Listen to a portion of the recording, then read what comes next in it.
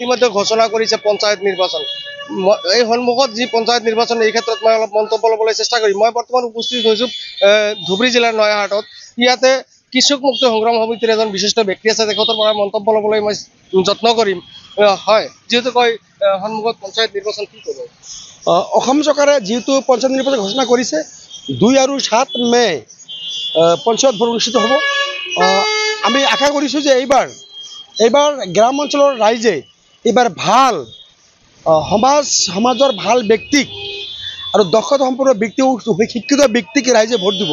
আমি দেখিছোঁ যে বিগত দিনত কেৱল ফাঁকি আৰু ফাঁকি। নায়ালগা উন্নয়ন খণ্ডৰ অন্তৰ্গত আৰু মহামায়া উন্নয়ন খণ্ডৰ অন্তৰ্গত যিমানবিলাক পঞ্চায়ত আছে আমি দেখিছোঁ যে কেৱল দুৰ্নীতি। গতিকে গ্ৰাম উন্নয়নৰ বিকাশ ত্বৰান্বিত কৰাৰ কাৰণে পঞ্চায়ত ইলেকশ্যন হয়। কিন্তু আমি দেখিছোঁ বিগত দিনত কেৱল কৰাপশ্যন, কোনো কাম হোৱা নাই। আমি যোৱা 27 মাৰ্চত ধুবুৰী জিলা উপায়ুক্ত কাৰ্যালয়ৰ সন্মুখত আমি আন্দোলন কৰিছিলোঁ, আৰু তাতে আমি কেৱল এখন পঞ্চায়তৰ যে তথ্য আমি উলিয়াইছিলোঁ, সেই পঞ্চায়তটো হৈছে নায়ালগা উন্নয়ন খণ্ডৰ চকুনমাৰী গাঁও পঞ্চায়ত। আপোনালোকে আচৰিত হ'ব যে কেৱল এখন গাঁও পঞ্চায়ত কেৱল 20 পৰা 30 কোটি টকা লুণ্ঠন হৈছে। আদৰ্শ গাঁও বুলি নাম দিছে কদমতলা পাৰ্ট 2 আদৰ্শ গাঁও। সেই আদৰ্শ গাঁৱত এটা ৰাস্তা তেওঁলোকে 2-3বাৰকৈ পইচা উঠাইছে। কামত একেবাৰে ফাঁকি, চাইনবোৰ্ড দিয়া নাই কিছুমান কাম, আৰু কিছুমান কামত চাইনবোৰ্ড দি পইচা লুণ্ঠন কৰিছে। আৰু অতি দুখজনক কথা যে এগৰাকী পঞ্চায়ত সভাপতি, তেওঁৰ ইনকাম চৰ্চ কি হ'ব পাৰে? তেখেত ধুবুৰী টাউনত বিল্ডিং বনাইছে, বিলিচিপা টাউনত বিল্ডিং তেওঁ কিনিছে, আৰু তেওঁৰ ঘৰৰ পিছফালে যি ডাঙৰ অট্টালিকা বনাইছে, বিলাসী অট্টালিকা, সেই অট্টালিকাৰ দাম প্ৰায় 15 পৰা 20 কোটি টকা হ'ব। গতিকে তেওঁ কেৱল লুণ্ঠন কৰিছে।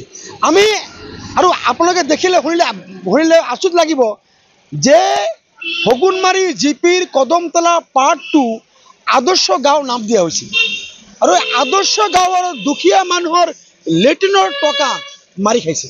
যিহেতু দেখিবলৈ পোৱা গৈছে বিগত দিনত যিহেতু প্ৰতিনিধি আছিল, তেখেতে লুণ্ঠন চলাইছিল, কিন্তু এইবিলৰ নিৰ্বাচন আহিছে, আপুনি কি ক'ব? না, আমি ৰাইজৰ প্ৰতি আমাৰ আহ্বান যে আপোনালোকে ভাল ব্যক্তি, সমাজৰ ভাল ব্যক্তি বহুত আছে, দুৰ্নীতি কৰাপশ্যন কৰা মানুহক ভোট দিব নালাগে। আপোনালোকে ভাল সমাজৰ মানুহে চিন্তা ভাৱনা কৰি ভাল মানুহক ভোট দিব লাগে। যিবিলাক মানুহে সমাজৰ প্ৰতি, দেশৰ প্ৰতি সংগ্ৰামী মানুহ, যিবিলাক ৰাইজৰ পক্ষত সদায় মাত মাতে, যিবিলাক মানুহে অন্যায়ৰ বিৰুদ্ধে প্ৰতিবাদ কৰে, তেনেকুৱা মানুহক ৰাইজে এইবাৰ ভোট দি নিৰ্বাচন কৰিব লাগে। কাৰণ আমি দেখিছোঁ যে বিগত দিনত কেৱল লুণ্ঠন চলিছে। গতিকে পঞ্চায়তবিলাকত যে টকা তেওঁলোকে মাৰিছে, কেৱল আমি এখন পঞ্চায়তৰ আপোনাক উদাহৰণ দিছোঁ। যদি বাকী জিপিবিলাকত যদি তেনেকুৱা কাম হৈছে, তেনেহ'লে কেনে ধৰণৰ কাম? গতিকে আদৰ্শ গাঁৱৰ নামত অহা লেট্ৰিনৰ টকা মাৰি খোৱা জনপ্ৰতিনিধি আমি জীৱনত প্ৰথম দেখা পালোঁ।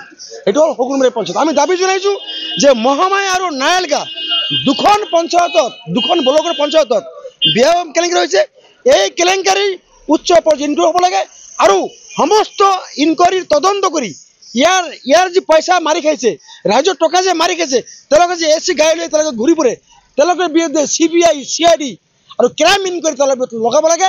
আমি ৰাইজক দাবী জনাইছোঁ আপোনালোকে এইবাৰ চিন্তা ভাৱনা কৰি দক্ষতা সম্পন্ন দুখীয়া মানুহ হ'ব পাৰে, কিন্তু আদৰ্শ ভাল, তেনেকুৱা ব্যক্তিক ভোট দি আপোনালোকে নিৰ্বাচিত কৰক, সমাজৰ কাম হ'ব। এইখিনি আমাৰ আহ্বান জনতাৰ ওপৰত।